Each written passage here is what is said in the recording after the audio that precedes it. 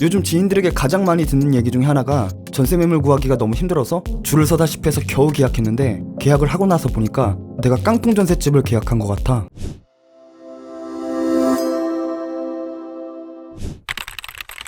깡통 전세에 대해서는 저번 영상에서 자세히 다뤘었는데요. 한 번 더 간단히 요약하자면 1. 기본적으로 근저당 등 선순위 권리자 비율이 높은 매물을 부주의나 기망 등으로 인하여 계약하게 된 경우. 2. 주택을 전세로 임대한 뒤 집 매매가가 전세가 이하로 떨어져 역전세가 나버린 경우. 3. 갭투자로 매매하거나 무리하게 분양받은 주택을 거의 매매가와 비등한 금액으로 전세 계약을 한 경우. 4. 실제 매매가보다 높은 금액으로 조작하여 광고를 하고 있는 빌라나 오피스텔을 거의 그 분양대금과 맞먹는 금액으로 전세 계약을 하고 난 뒤 갑자기 집주인이 바뀌어버린 경우. 실제로는 이보다 더 많은 사례들이 있겠지만 이런 경우들이 가장 대표적이라고 볼 수 있습니다. 1번의 경우와 같이 가장 대표적이고도 기본적인 사례를 보자면 가수 손담비님의 사례를 예로 들어볼 수 있겠는데요. 손담비님은 서울 광진구의 모 오피스텔을 전세가 4억 5천만 원으로 입주하게 됩니다. 그 당시 그 오피스텔의 시세 및 감정가는 약 13억 원 정도였습니다. 매매가에 비해 상당히 저렴한 전세가라고 생각될 수 있겠지만 사실은 해당 오피스텔은 이미 약 8억 원의 선순위 근저당이 잡혀있는 상태였습니다. 그러니까 결론적으로 손담비님은 대항력을 갖췄음에도 불구하고 배당 순서는 2순위가 되는 것이었죠. 아마 계약 당시의 생각은 그래도 근저당과 전세금을 합친 금액이 오피스텔 시세보다는 못하니 괜찮을 것이라 판단했을 것 같은데요. 하지만 너무도 뻔한 드라마의 스토리와도 같이 오피스텔은 경매에 넘어가게 되고, 경매 시장에서 빌라나 오피스텔은 상대적으로 인기가 없는 편이기 때문에 금액은 10억 4천만 원까지 떨어지게 됩니다. 그렇게 되면 손담비님께 배당되는 금액은 2억 4천만 원 이하가 되어버리는 것인데요. 전세금을 지켜야 했던 손담비님은 경매에 직접 입찰을 하여 12억 원의 소유권을 넘겨받게 됩니다. 여기까지는 상당히 합리적인 대처였지만 문제는 한동안 해당 오피스텔의 시세가 오르지 않아 입찰받은 가격 그대로 12억 원의 처분을 하게 되고요. 결론적으로 차액인 5천만 원과 더불어 납입한 취득세 및 기타 세금들의 금액을 손실보게 됩니다. 개인적으로 더 큰 손실을 막을 수 있었던 나름 전략적이었던 대처였다고 생각되지만, 조금 결과론적인 얘기로 애초에 리스크가 있는 전세 계약은 배제를 했었어야 한다는 것인데요. 아무리 선순위 비율이 있다 하더라도 전세금을 포함하여 80%를 넘지 말았어야 하며, 그리고 오피스텔이 아닌 아파트를 선택했더라면 기회비용적인 면에서 오히려 굉장히 훌륭한 투자가 되었을 수도 있습니다.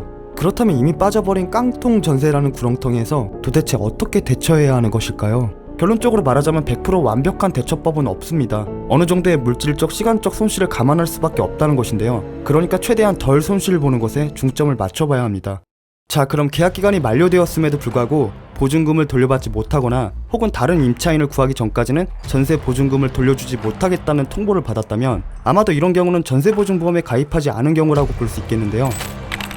1. 당장 이사를 가지 않아도 되는 상황이라면 당분간 이사를 보류하고 전세 계약 기간을 연장한다. 물론 화가 많이 나겠지만 너무 감정적으로만 대응하지 말고 일단 임대인이 상황을 정리할 수 있게끔 시간을 주자는 이야기입니다. 정상적인 사고방식을 가진 사람이라면 본인의 소중한 부동산이 소송에 걸려 경매에 넘어가기 전에 어떻게든 상황을 수습하려고 할 수밖에 없습니다.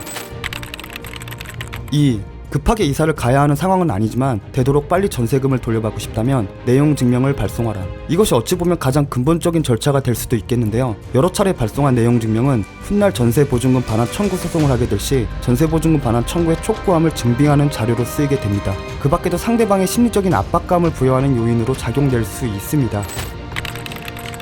3. 이사는 가야 하지만 당장 돈이 급하지는 않은 상황이라면 임차권 등기 명령을 고려한다. 임차권 등기 명령은 해당 주택에서 퇴거를 하더라도 그 대항력은 그대로 유지되게끔 하는 제도입니다. 그러니까 이사를 가게 돼서 실질적인 점유를 하지 못하더라도 보증금을 돌려받을 수 있는 권리, 그리고 경매에 넘어갔을 때 배당을 받을 수 있는 권리 등을 그대로 지켜낼 수 있다는 것입니다. 하지만 여기서 한 가지 주의해야 할 부분은 임차권 등기 명령을 신청하게 된다면 다른 임차인을 구하는 것이 더 힘들어질 수밖에 없는데요. 그 자체가 이미 보증금 위반한 전례의 증거가 되며 어딘가에서 왠지 모를 찝찝함이 계속해서 느껴진다는 거죠. 그렇게 되면 오히려 보증금을 반환받는 것이 더 지체될 수도 있게 되는데요. 그렇게 악의 굴레가 반복되는 것이고요. 그렇게 임차권 등기 명령을 신청하고 이사를 간다는 것은 조금 신중해야 할 필요성이 있습니다. 그래서 가족을 해당 주택에 남겨도 대항력을 유지시키거나 혹은 지인들을 통한 전대차 계약으로 대항력을 계속 지키는 방법도 생각해 볼 수 있겠습니다. 4. 만약 해당 부동산이 아파트라면 경매에 청구하거나 직접 매입도 고려해본다. 일단 아파트는 비교적 거래가 원활하고 시세가 우상향하는 경우가 많습니다. 당장은 수요보다 공급이 넘쳐나서 불리한 상황일지라도 훗날 원래 시세를 회복할 수 있으니 일단 매입을 해두고 나중에 처분하는 방식으로 손실을 최대한 줄여보자는 것입니다. 상황에 따라서는 오히려 이득을 보는 사례도 있으니 오히려 기회가 되는 경우도 있고요. 혹은 전세금 반환 청구권을 근거로 한 소송 등을 통해 직접 경매 청구해 더 낮은 금액으로 경락을 받거나, 만약 해당 손실 금액이 감당해낼 수 있는 정도라면 그냥 다른 사람에게 경락되길 기다린 뒤 그 차액만큼 손실을 보고 마무리를 하는 방법도 있습니다. 하지만 이러한 절차들은 시간이 꽤 지체되는 경우가 많아 6개월이 넘게 걸리는 사례들도 많이 있었다고 합니다.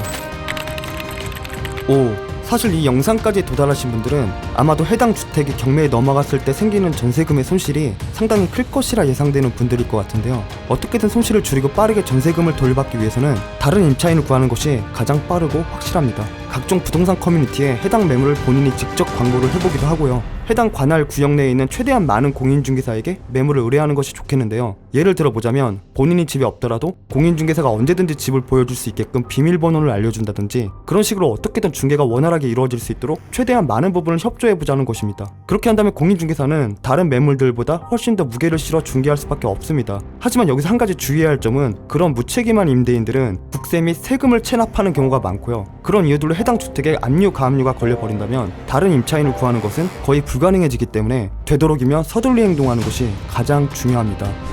그 밖에도 지급 명령 신청이라는 약식 소송 절차가 있겠는데요. 이는 임대인들이 이의제기를 신청했을 시 효력이 상실되는 경우가 많기 때문에 상황에 따라서는 정식으로 소송을 진행하는 것보다 오히려 시간이 더 많이 지체될 수도 있습니다. 이 영상을 시청해주신 모든 분들이 그 악의 굴레에서 하루빨리 벗어날 수 있도록 기원하고요. 다음 시간에는 부족한 전세 보증금을 확보하면서 그와 동시에 보증금을 지켜내는 간접적인 효과도 볼 수 있는 전세자금 대출 제도에 대해 알아보도록 하겠습니다.